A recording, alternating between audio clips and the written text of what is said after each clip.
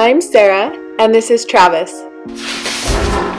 We've moved 7 times in the last 6 years and are currently renovating our 3rd house with our 3 boys and our Old English sheepdog. Follow along as we renovate our house and raise our boys. Touch him! Subscribe and join us on our next adventure.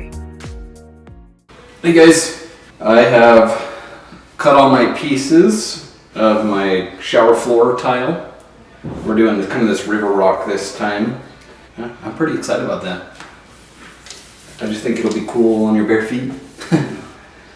Anyway, so my first step here, just to kind of give this a run through, was to cut every piece to fit in this spot. Some of these pieces are individual loose, just to fill in the holes. Ideally, I would like to pull all of this off and then put my mortar down and then put all this back on, but I don't think I can duplicate this perfect because there are so many little pieces. So what I'm going to do is do these 2 spots, lay it down, and then I'll try and take the rest off and duplicate it. Or maybe I'll do it by 2s or something, but yeah, finally time for some tile.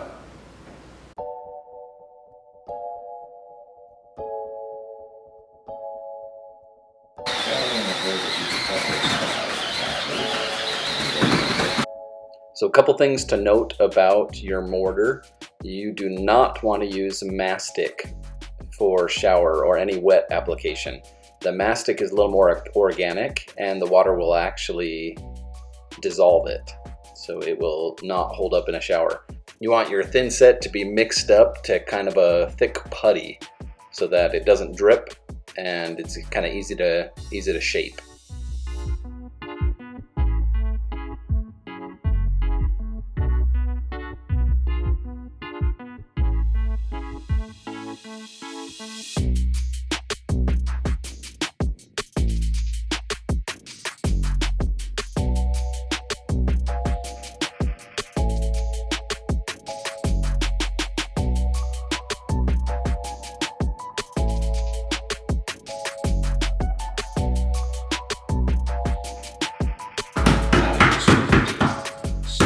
What I'm doing right here is called tamping.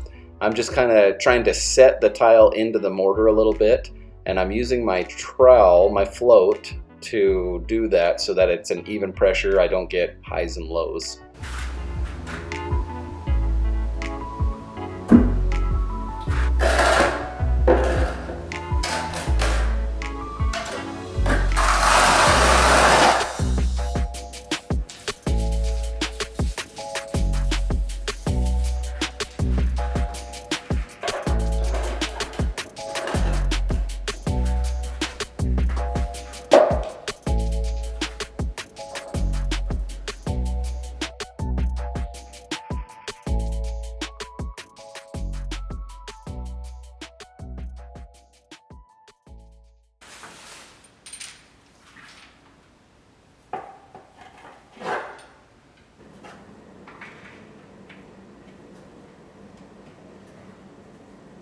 Okay, that's done. Wish I could give you the full effect here, but floor and whatever the heck you call that little insert there has the same tile on it, which will look a whole lot better when I get some black mortar in with it. I am ready to grout. I have already put my grout and a little bit of water in here. I need to mix it up, and yeah. There's nothing to it. Grouting is super easy, so I will show you that here in just a second. What you'll need is, of course, grout and something to mix it with. You'll need a grout float, which looks something like this. And then you'll need some sponges and clean water, bucket of clean water to wipe up the excess. Okay, I'm gonna get to it.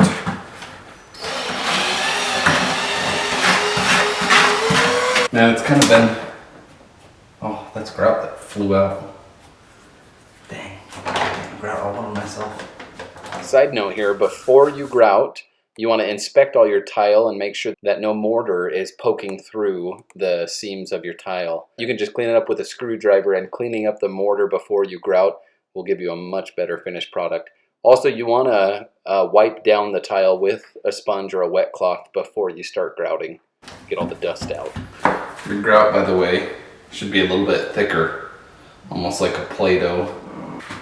Basically, you just get a smudgeon and spread it on.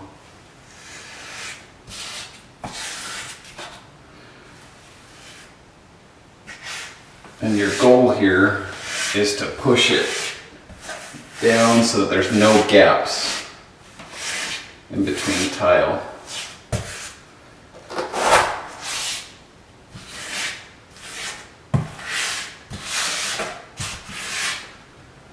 And I'm just realizing that because there's so many gaps on this is going to take a lot of grout.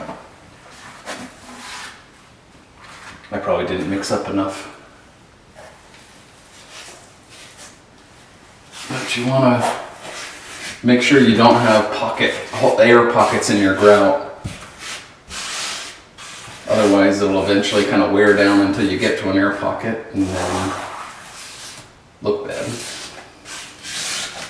Get a big hole in it, water pocket.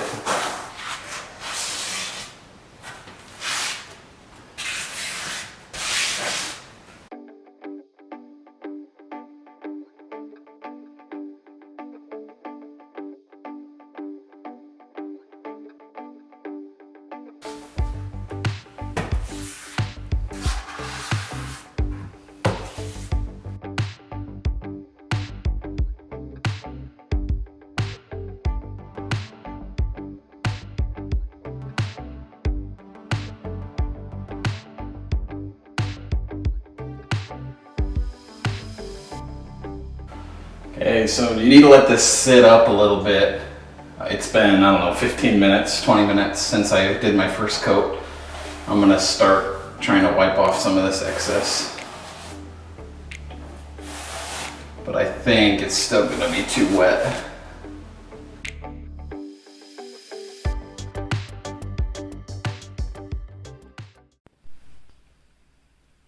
Okay, here it is all done. This floor is wet, that's why it's so shiny.